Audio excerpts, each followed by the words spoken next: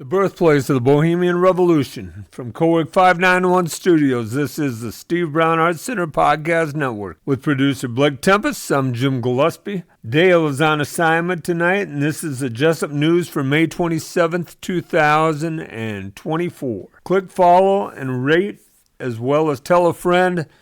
Get our word out there. Share our podcast with them. We're trying to get the word about the Steve Brown Arts Center out there. We had an event this past weekend. Carter Rout and local artist Nick Thomas showing his art, as well as Boyd's Food Truck from Fairbanks. So hopefully many of you got over to Independence for that. Tonight we talk about abuse between men and women. We talk about The Beauty of Golf by Abby Elge, Power of Live Music by Manjia Chen. We talk about a car accident. We talk about the Jesup News, Farmers Day, the Littleton Free Watermelon Day. We give you the weekly update of the Steve Brown Arts Center, and we look at our friends around the Steve Brown Arts Center. So sit back and relax. Those of you that listen, thank you. Keep listening. Those new listeners, welcome.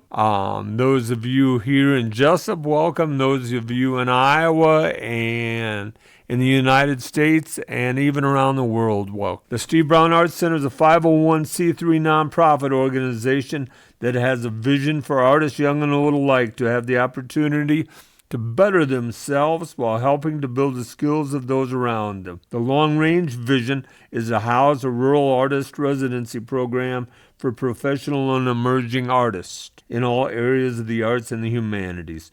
Artists will be offered accommodations and studio space in exchange for a contribution of labor and maintenance of the buildings and the ground. Tonight we first talk about the old neighborhood. I grew up in Cresco, in a wonderful neighborhood. 2 blocks from the high school, 4 blocks from the junior high, 5 blocks from St. Joe's, and 8 blocks from Cresco, Notre Dame.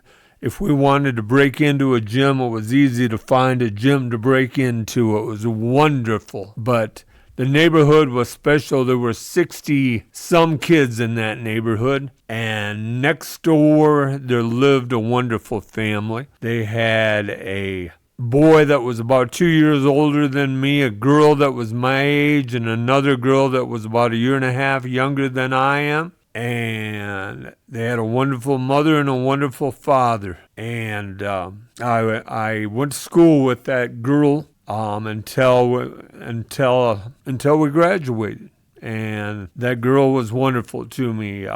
She was an incredible artist, and perhaps why I love art is because she was an artist, a great artist, and she still is a great artist. And one night, after a basketball game, she asked me for a ride home. They had moved away from our neighborhood and moved to the country. And she told me as we were driving home, it was the middle of winter, late January, cold in northern Iowa. It was real quiet in the car, and she turned to me and she said, "Dad hit me." And I can see that sight at this moment. And I was just turned 18. My birthday's in January, and I just turned 18. I was shy and timid, and the first response out of my mouth was, "No, he didn't." And that was enough to stop. She said, "Okay, he didn't." And she didn't say another thing. To this day, I regret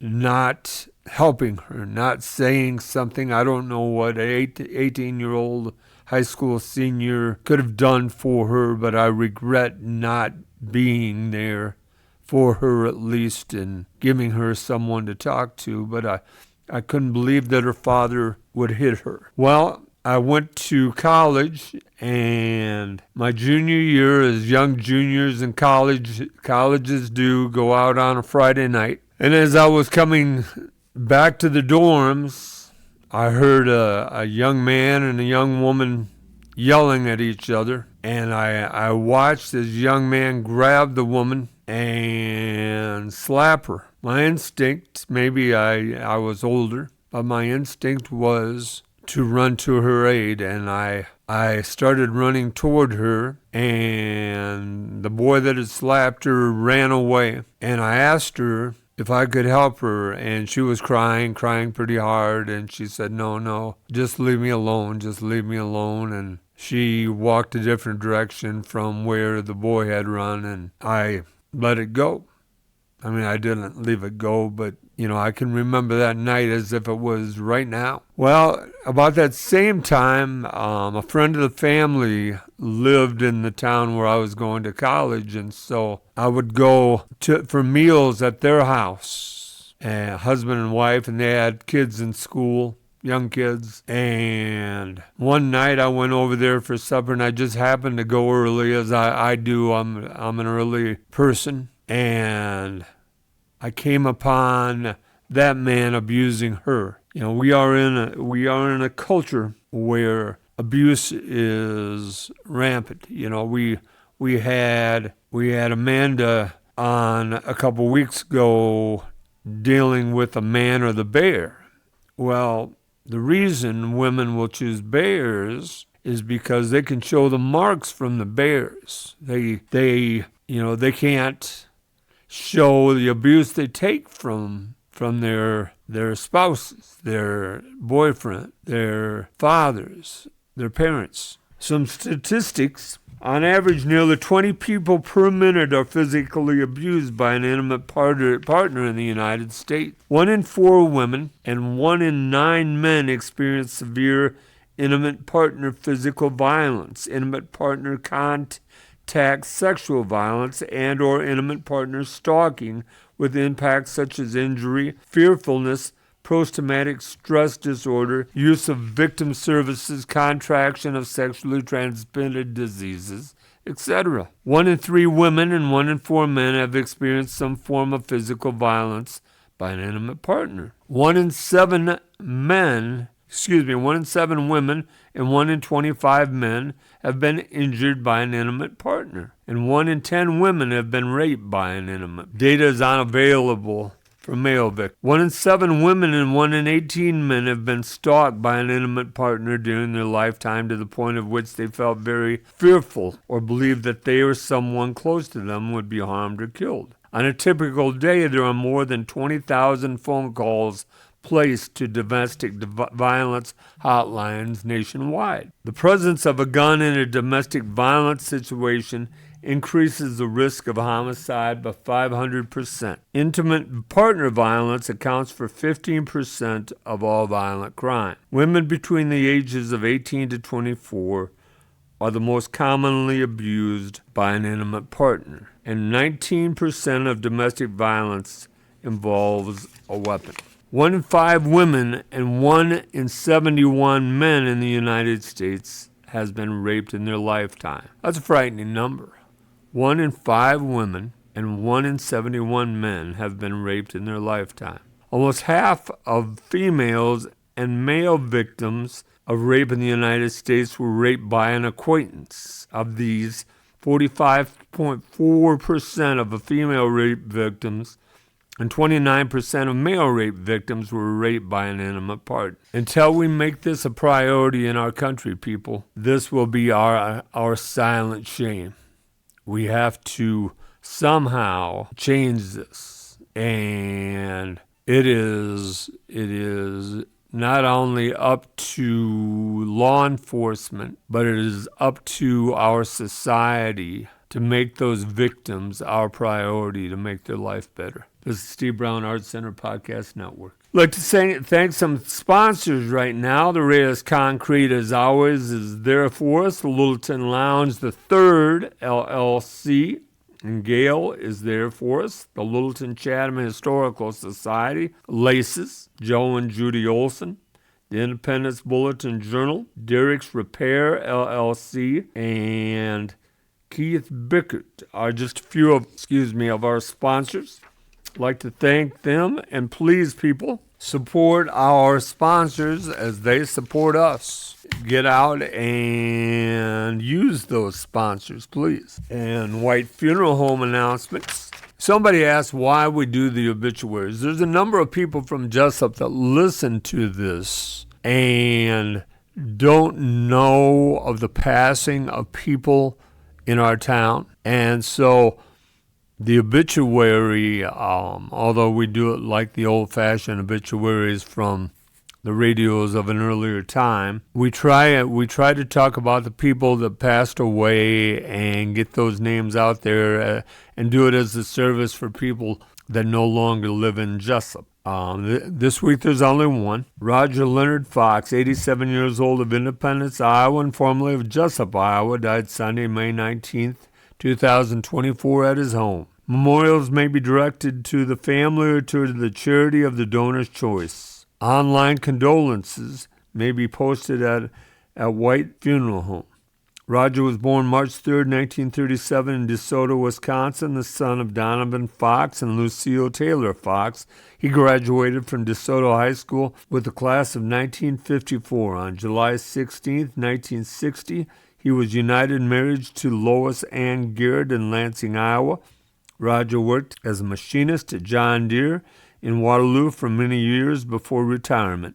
He was a member of the St. Athanasius Catholic Church in Jesup and a member of the United Auto Workers Local 838 in Waterloo. He was also a U.S. Army veteran. Roger is survived by his wife Lois of Independence, 3 children, and their spouses, David Fox of Waverly, Rebecca Raichie of Sioux Rapids, Iowa, Daniel Fox of Raleigh, Iowa, 9 grandchildren, Seth Raichie, Gabby Estel, Aaron Houghton, Hannah Fox, Lauren Fox, Danica Fox, Taylor Fox, Laura Fox, and Cody Fox, 2 great-granddaughters, Grace Houghton and Jada Houghton, 1 brother, Carl Fox of DeSoto, Wisconsin, 2 sisters, Joyce Yitri of Muscogee, Wisconsin, and Donna Meyer of Stoughton, Wisconsin. He was preceded in death by his 1 son, Douglas Roger Fox, on December 24, 1982. Also his parents,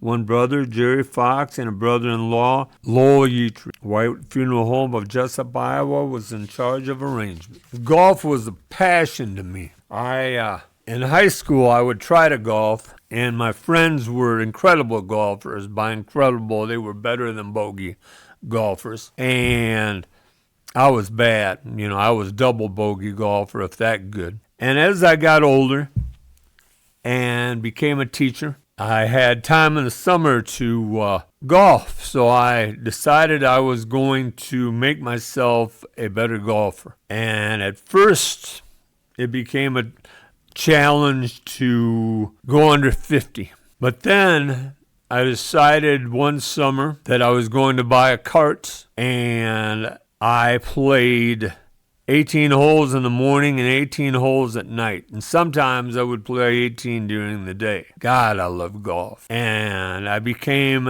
an under 90 golfer. I became a bogey golfer. Friends would ask me, how's the golf game?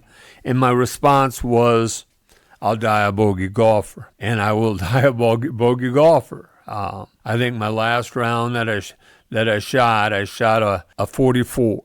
So it was bogey for the Jesup course. But golf was incredibly important to me, and unfortunately I played too much and hurt my back. But I loved it. Well, I was reading about golf, and I read this article by Abby Elders in the LPGA Woman on the LPGA Women's Network.com about the beauty of golf has nothing to do with golf. So here it is. Thank you, Abby Elders. Sometimes our life moves so quickly that we don't even have time to breathe, much less stop and reflect on what just happened. Daily events can throw us curveballs in the form of kid meltdowns, work crisis, relationships, hiccups, home repair, dental emergencies. You know the drill. These daily trials test our patience and beg us to react calmly. However, because we're so caught up in the hustle and bustle of our lives, sometimes our decisions are frenzied instead of well thought out. It's almost like we need special training on how to react to challenges in the heat of the moment. Here's where the game of golf comes in. As golfers, we do not get this special training. Golf gives us plenty of challenges and tests of character. While not always fun, these challenges are what makes the game all the more beautiful. Let's consider the cadence of a round of golf. Every drive, shot, pitch or putt we make elicits a reaction from us. We hit the ball and then subconsciously decide not only how we'll react emotionally, but also what we're going to do physically. For example, let's say we hit a shot from the fairway straight into a sand trap. Big bummer. Then let's say we try to get out of the sand. A sandstorm ensues, and it takes us 3 more shots to get out. Bigger bummer. In this situation, there are many ways we could respond. Do we declare how much we hate the game and powder our way through the remaining holes? Or do we shake it off and try again? Perhaps we're not powders, but rather foul-mouthed sailors. Regardless of how we react to a bad shot, that reaction is important because pinpointing the initial response in the heat of the not-so-great moment can be very helpful for other life situations. In essence, golf gives us a chance to fine-tune our not-so-fine initial responses and perhaps finesse those. Golf also reminds us that bad shots are not life-ending events, nor are they indicators of our worth. In other words, we don't have to take them so personally. They don't mean we are the worst golfers on the planet. The mishaps simply mean maybe we need to tweak the way we do things, perhaps concentrate more, or keep our heads down, etc. Similarly, we can transfer this logic to life. Little blurps are not end-of-the-world events, so our reactions don't need to be catastrophic either. By learning to breathe through the rough moments in golf, we can do the same when going through the rough moments in life. Finally, golf reminds us that there are always opportunities to turn things around, and in the end, it's the efforts we put forth that count. Think about that round we played where everything went wrong. Everything except on the last hole we happened to sink a 15-foot putt. How did it feel?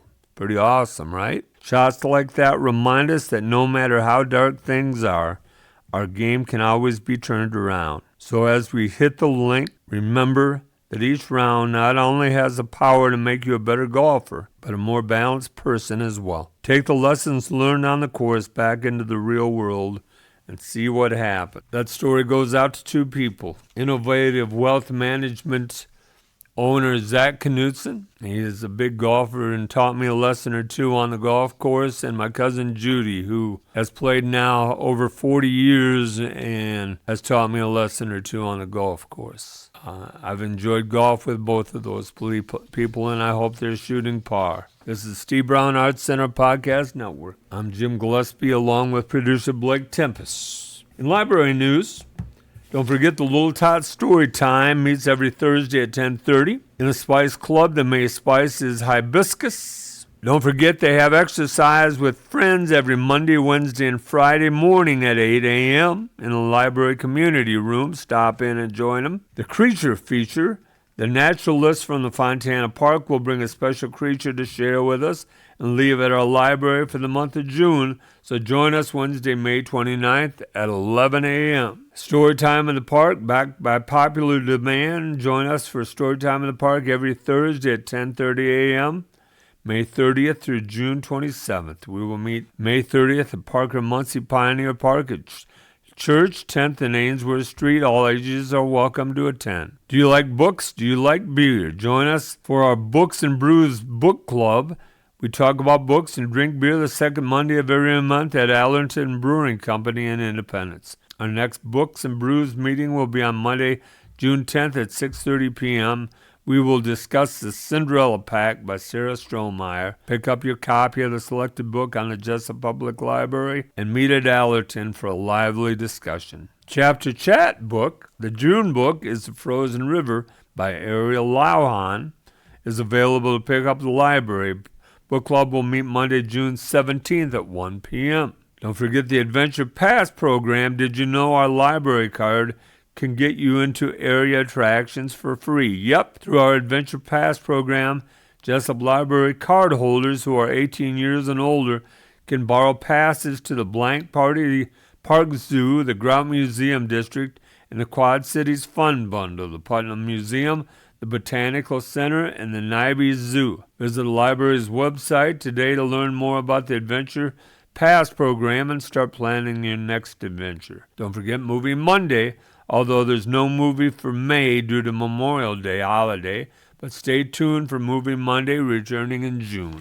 This is the Steve Brown Arts Center Podcast Network. Other sponsors include the Independence Bulletin Journal, Derek's Repair, LLC, Keith Bickert, Jacobson's Fabrication and Repair, LLC, Even Events and Rentals, Thomas James, LLC, Boyd's Food Truck, Mickey D's Pizza and Lobster, Dream Chaser Acres, Bobby Leach and the Farm Bureau Financial Services, M&M Bakery in Lawrence, Kansas, and, as always, Innovative Wealth Management, Zach Knudsen. So thanks to all of our sponsors. This is the Steve Brown Arts Center Podcast Network. As we go on, and summer goes on, many of us are out driving, and I'd like to talk about an accident that occurred. This accident happened in Kansas City, Missouri. I know we have many listeners down in Kansas City. Place on First Street, and I read about this in the Kansas City Star. There were two drivers involved. One was Dr. H. Cordier, and he is known as a fast driver. As a matter of fact, his wife would not ride with him. He drove so fast. He scared his wife. This one Sunday, his wife decided to ride with. Well, there was another driver out that same Sunday. His name, Herbert Walpole. And Herbert was a known speeder as well. And he was riding with his wife. And many people told his wife that if Herbert didn't slow down, he was going to lose his life from speeding too much in the car. Now, people, we've got to talk about this.